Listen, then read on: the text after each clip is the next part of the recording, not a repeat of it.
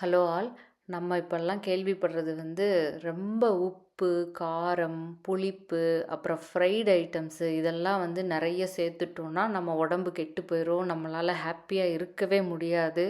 ரொம்ப cut health எல்லாம் ரொம்ப மோசமாயிடும் அப்படின்னு சொல்லிட்டு நம்ம அதனால் நிறைய கான்சிக்வன்ஸ்லாம் வருதுன்னு சொல்லிட்டு நிறைய கேள்விப்பட்டிருக்கோம்.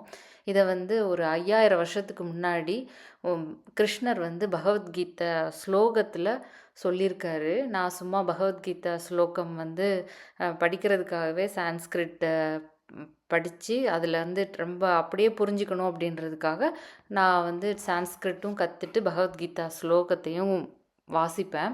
அதில் ஒரு ஸ்லோகம் என்ன ரொம்ப ஆச்சரியமாக இருந்தது. அதான் உங்ககிட்ட ஷேர் பண்ணிக்கலாம் அப்படின்னு சொல்லிட்டு நான் இந்த வீடியோ போடுறேன். ஃபஸ்ட்டு அந்த ஸ்லோகத்தை சொல்லிடுறேன் நான்.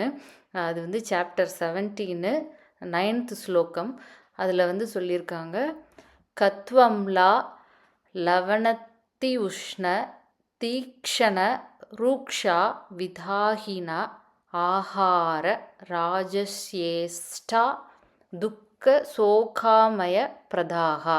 இதில் கத்வனா பிட்டர், அம்லா அப்படின்னா புளிப்பு, லவணன்னா சால்ட்டு, அதி உஷ்ணன்னா ரொம்ப ஹீட் ஜென்ரேட் பண்ணக்கூடிய ஃபுட்ஸு, தீக்ஷணா பஞ்சன்ட் துவர்ப்பு, ரூக்ஷானா ட்ரை நம்ம ஃப்ரைட் ஐட்டம்ஸு, விதாஹினாக அப்படின்னா சில்லி ரொம்ப ஹாட்டாக இருக்கிற ஒரு ஸ்பைசி ஃபுட்டு. இதெல்லாம் நம்ம சாப்பிட்டோன்னா நம்மளுக்கு துக்கம் சோகமயமாகவே இருப்போம். அப்படின்னு என்ன, உடம்பு நம்ம சரியில்லாட்டி நம்மளால் ஹாப்பியாக இருக்க முடியாது. ரொம்ப கஷ்டத்துலேயே நம்ம உட்காந்துட்ருப்போம். ரொம்ப விரும்பி இந்த உணவெல்லாம் நம்ம சாப்பிட்டோன்னா அப்படின்னு சொல்லிட்டு இந்த ஸ்லோகத்தில் இருக்கும். அது என்னை ரொம்ப ஆச்சரியப்பட வச்சது.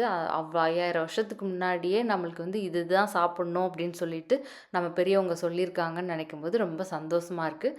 Thank you all.